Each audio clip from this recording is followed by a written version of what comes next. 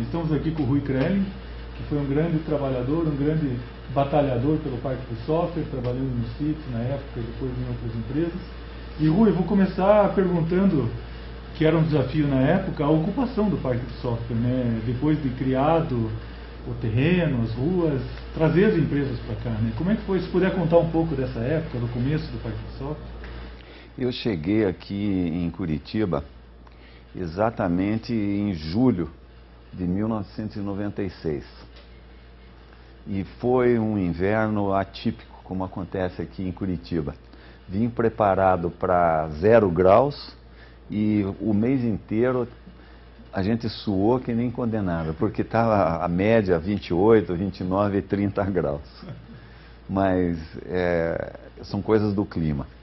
Agora, quando começamos a trabalhar no CITES, o CITES estava ocupando algumas instalações no Tecpar, onde havia até uma agência do Banestado ao lado.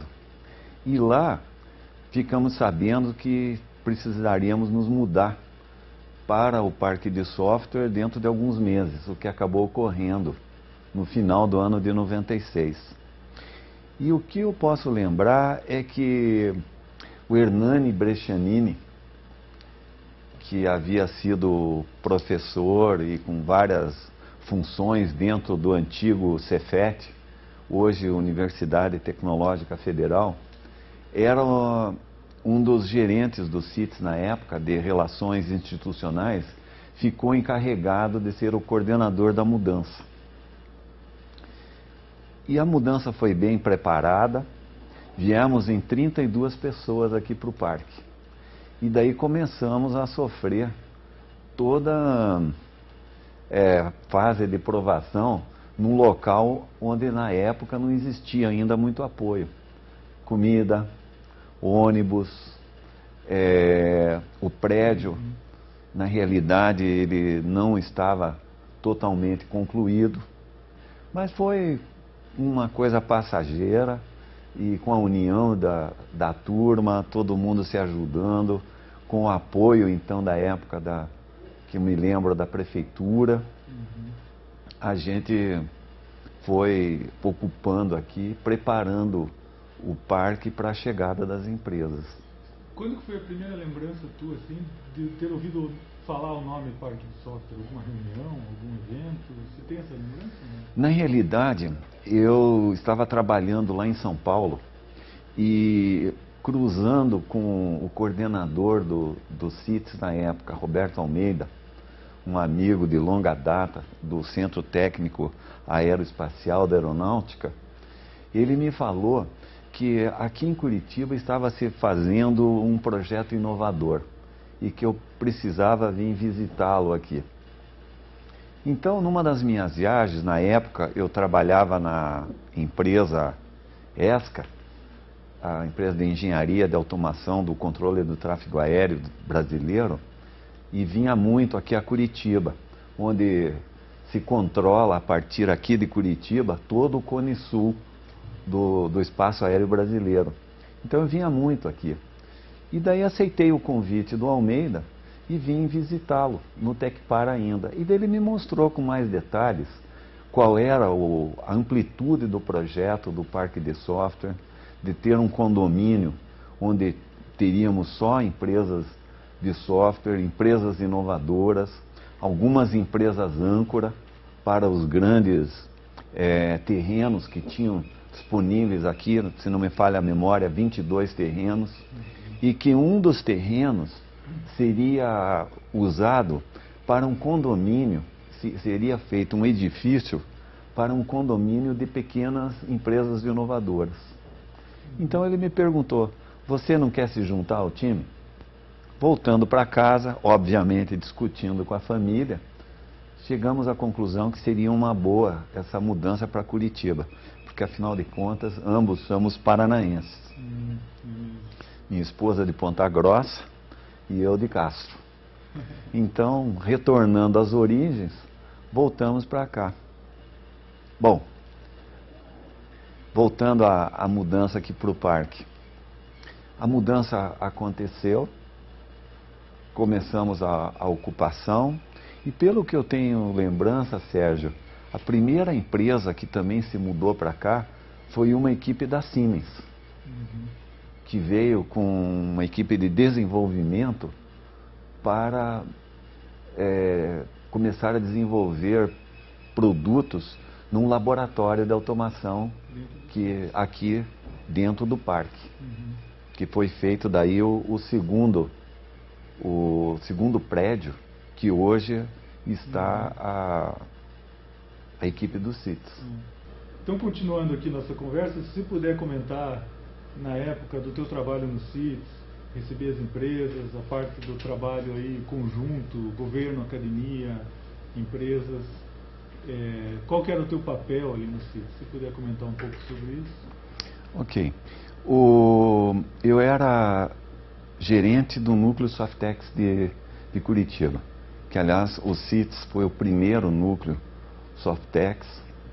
O CITES já existia antes do próprio Programa Brasileiro de Exportação de Software, o Softex, ser criado.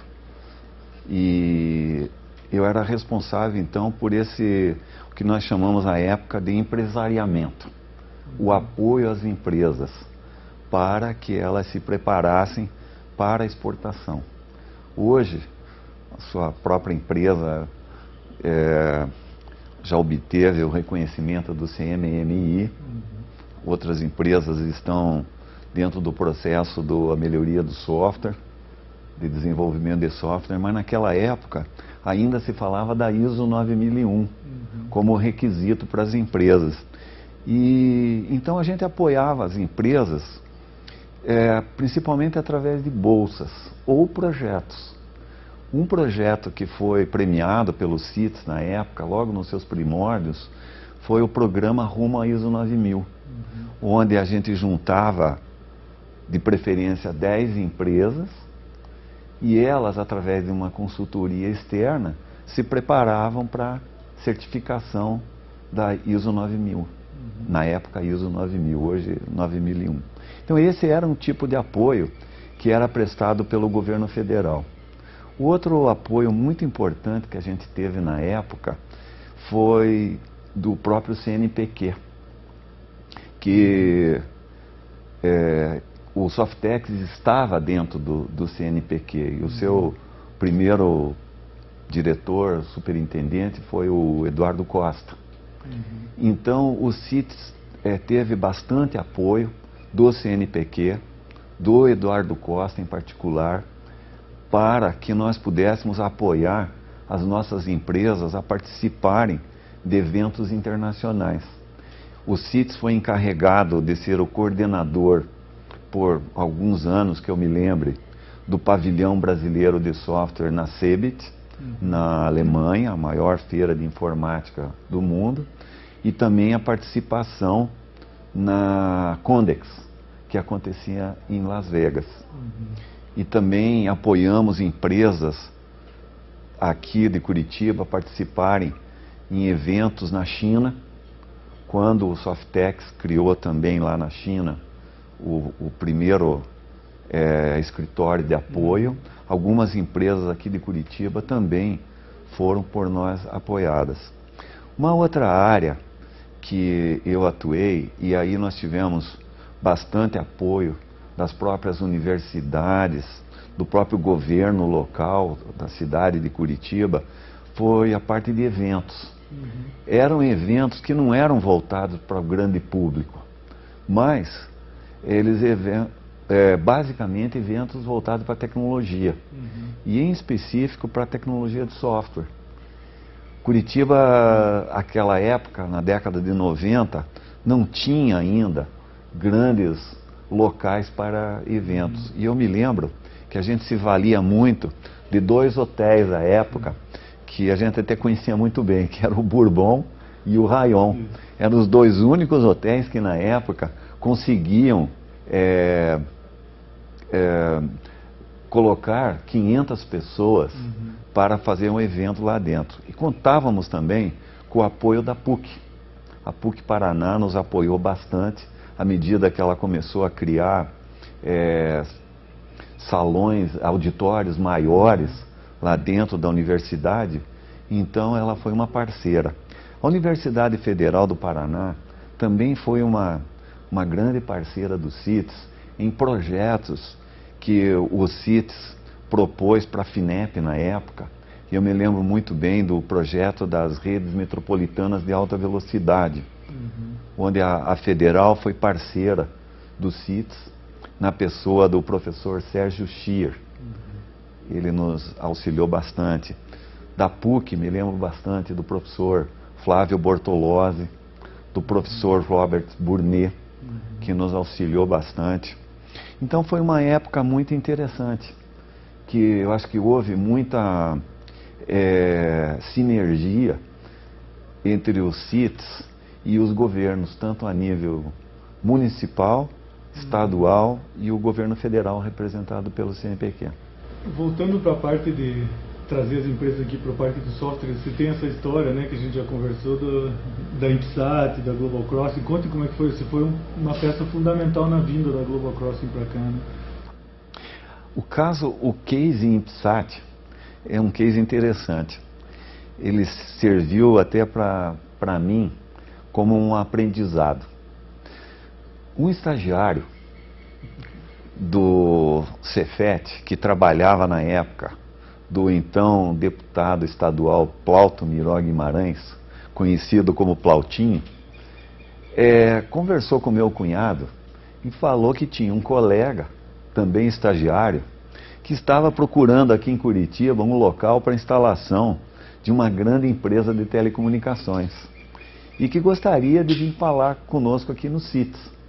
Eu me perguntei, puxa, mas o que será que um estagiário está responsável por um projeto dessa amplitude? Na realidade, o menino estava responsável, realmente.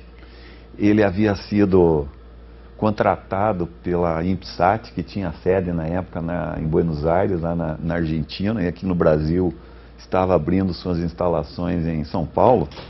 E esse estagiário me falou que ele estava sendo assessorado por algumas imobiliárias de Curitiba que estavam mostrando para ele possíveis locais de instalação da empresa aqui na área da cidade industrial. Eu falei, mas por que vir para um local quando existe o parque de software aqui, com espaço ainda para ser utilizado? Bom, resumindo a história, esse estagiário, qual infelizmente eu não me recordo o nome, entrou em contato com o presidente da INPSAT no Brasil na época, lá em São Paulo.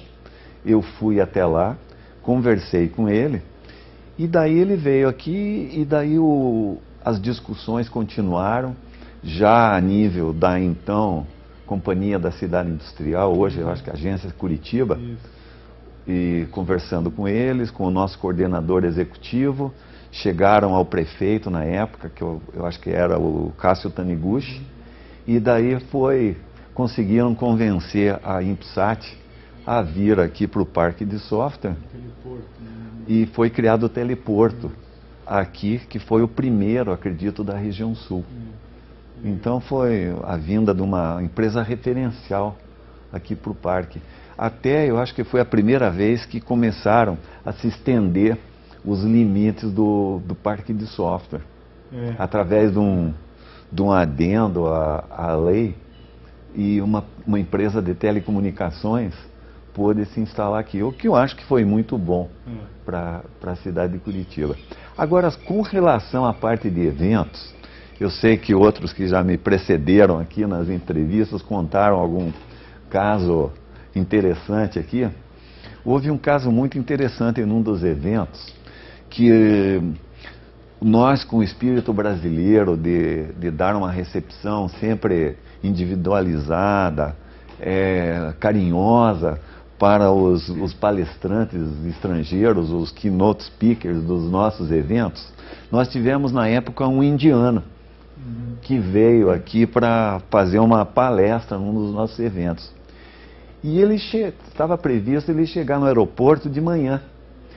E ele chegou, a pessoa que foi buscá-lo não conseguiu identificá-lo, e daí a gente, não havia celular na época, vamos lembrar, estava começando o celular na época, a internet também nos seus primórdios, E ele foi dado meio quase que como desaparecido.